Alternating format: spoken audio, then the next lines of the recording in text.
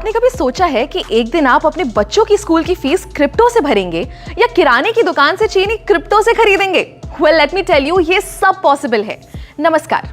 क्या आप भी हर जगह bitcoin, crypto currency, digital wallet जैसे शब्द सुन सुन के थक चुके हैं मगर समझ नहीं पाए कि आखिर ये है क्या? डोंट वरी, मैं पलक यादव आपको बताऊंगी कि आखिर ये क्रिप्टो क्या है। जी के डिजिटल शो में हम बात करेंगे आज डिजिटल मनी की। पर सबसे पहले जानते हैं कि ये पूरी क्रिप्टो की दुनिया आखिर आई कैसे।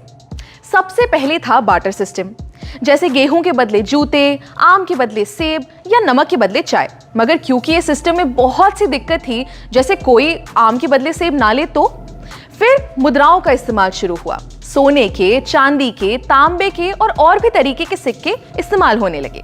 पार्टीशन से पहले भारत में दमड़ी, टका, पाई, आना, दमन्नी, चवन्नी, अठन्नी और रुपए के सिक्के चलते थे। मगर सिक्कों के भारी वजन की वजह से उनको लेकर इधर उधर जाना बहुत मुश्किल होता था, इसलिए पेपर करेंसी यानी नोट आना शुरू हुए। अब नोटों का इतिहास तो हम जानते ही हैं। 10,000 के बड़े बड़े नोट से शुरू होकर जो वॉलेट में भी ना आए, नोट छोटे से छोटे होते गए और अब तो ज्यादातर लोग बिना पेपर करेंसी के ही चलते हैं। आज से 5-6 साल पहले किसी ने सोचा भी नहीं होगा कि सिर्फ एक QR कोड को स्कैन करके किसी को पैसे भेजे जा सकते हैं। मगर आज पेटीएम, गूगल पे, फोन पे हर दुकान नुक्कड़ पर मिल जाएगा। ऐसे ही मैं आपसे कहूं कि डिजिटल करेंसी की दुनिया दूर नहीं है तो शायद आप भी विश्वास नहीं करेंगे, मगर 2009 से ही ये पूरी दुनिया शुरू हो चुकी है। शुरुआत में लोगों को इसके बारे में उतना पता नहीं था, मगर पिछले कुछ सालों में ये बहुत पॉपुलर हो गया है और आगे ये सिर्फ बढ़ेगा ही। मगर ये डिजिटल करेंसी या क्रिप्टो करेंसी होती क्या है? डिजिटल करेंसी एक वर्चुअल करेंसी है, यानी जिसे आप इन नोटों की तरह अपनी जेब में नहीं रख सकते। ये हमारे ऑनलाइन वॉलेट में रखी जाती है, यानी बिना किसी झंझट के आप इसे कहीं से भी एक्सेस कर सकते हैं। अच्छा, इसी का दूसरा नाम कह सकते हैं क्रिप्टो करेंसी। Crypto currency.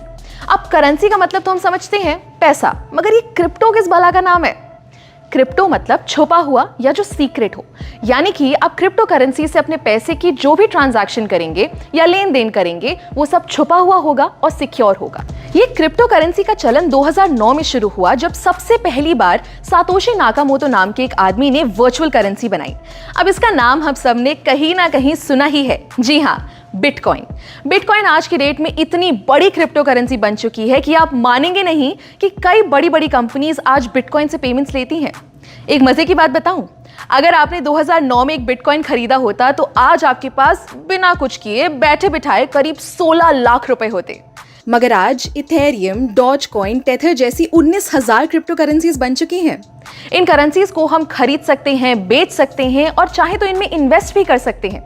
अब ये तो हम समझ गए कि क्रिप्टो करेंसी एक तरीके के ऐसे पैसे हैं जिन्हें हम छू नहीं सकते, मगर अगर हम इनसे खरीदेंगे या बेचेंगे तो इसे कोई कंट्रोल कर रहा होगा क्या? जी नहीं, यही खास बात है क्रिप्टो करेंसी की।